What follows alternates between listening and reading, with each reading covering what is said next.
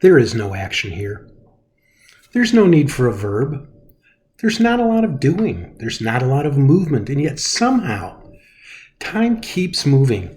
Somehow yesterday became today. There's no rush for appointments, gatherings, meetings, meals, drinks, shopping, kibitzing, anything. It feels like there's no there, no matter where we are. Time is an epic. It's glacial, it's tortoise-like, yet somehow, some way, a month has passed, and it's very unclear to me how that happened. It feels like yesterday people were on airplanes, and it feels like forever since anybody took the bus.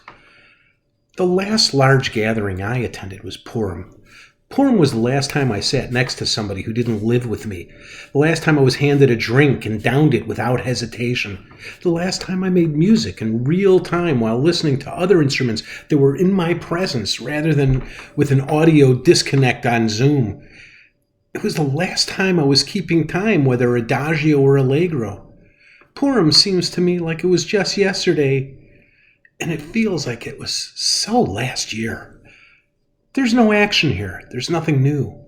So why did I bother asking? I called my mom, and I opened with the trope of my mom calls of the past, asking, "What's new?" or "What's cooking?" Neither new or cooking. Mom had been sheltering in place. She replied, "David, you know there's nothing new." We talked a little bit about my daughter Jenny's upcoming wedding, which is scheduled for September. Today, in mid-April, the wedding is still a go, still subject to a decision, though, which, depending upon the state of the world and the fluidity of time and the course of contagion, we all agreed that decision will be made next month, if and when we get there. For now, we have wedding stasis. There is no action, and wedding-related verbs will all be revisited after the decision, whether they are happy verbs such as to hire, to make a down payment, or to order, or whether less happy, such as to postpone, to cancel, or to sue for recoupment of the down payment. There is no action here, but there is some stirring in the souls that search for meaning, search for joy, and pine for connection. These souls need tending and loving and sometimes non-FDA approved medicine. But without action, these souls are kind of needy. These souls need love, but some of them live alone.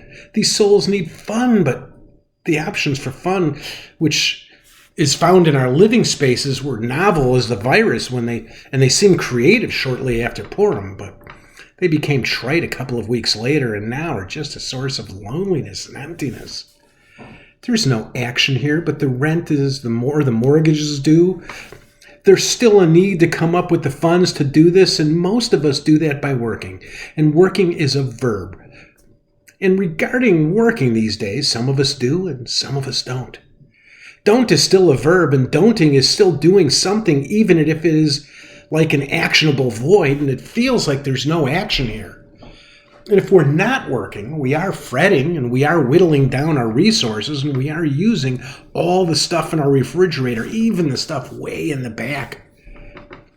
There is probably a lot of pacing, but in reality, there's not nearly enough action for those of us who are not working to escape the emptiness of don'ting. Some of us are working at home, in boxers and slippers, and trying to concentrate, and trying to be productive, and trying to earn the ability to pay the rent or the mortgage, while there's distraction, which is sort of like action and even has action in it. That distraction can be distracting, but just saying that is begging the question, and begging is a verb, is an action. We are distracted by the begging as we attempt to work from home, while the children call out their needs, while the laundry calls out a reminder that the cycle is over, while the dishes yell at us that if they sit any longer, they will be beset by ants, and while the television asks a question, and the bottles pour their hearts out and about their desire to be poured, and your hands are non-verbally, subconsciously, but certainly actively communicating their response to the bottles, as they are now pouring. Distraction is one of the premises of home productivity, where the word productivity becomes a misnomer, is not a whole lot, if anything, is being produced. Some of us are working in the same places where we did so before all of this, And we're still getting to work the same way we used to, but doing so with much more equipment and much more covering and more protecting. And this attention to detail is required for our daily commute or our daily work routine. Those of us who venture out do so with trepidation about interaction with fellow workers and with customers and with clients and with contagion, and with all that protecting, there's less time for doing whatever we came to work to do in the first place. So we reflect on what we have done and realize there is no action here. We all have to figure out how to feed ourselves and are doing so at home. Where else would we be doing it? And some of us are reveling in this, and others are revolted by the reality that something has to be fixed or stirred or nuked or cobbled together. Some of us are grazing whatever is left in the larder, and some of us are amazing home cooks, and some of us are ordering meals that are delivered, and some are ordering meals that are picked up with the least amount of human contact possible. And if we are human, with a sizable tip, and if we are wise, with a sizable dollop of Purell. Somebody has to clean up all that stuff, or we can't go back to working, or show binging, or vegging, or overindulging, or reading, or dreaming, or zooming, or looking up at the ceiling, or crying, or sleeping, or sleeplessly rolling around in our beds with or without a partner, or letting all of this bounce off the inner walls of our minds. And that will require somebody to do something about the dishes, and that will take action. But then again, we just might go back to whatever we really weren't doing, and who is kidding who. There is no action here.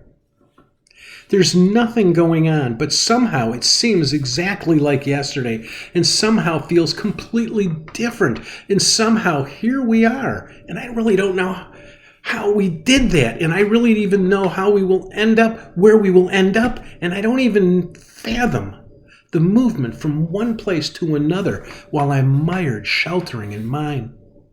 And I wonder if I will remember how to conjugate verbs when there is an action and when there is a need to employ those verbs, and if I will ever have to use a verb.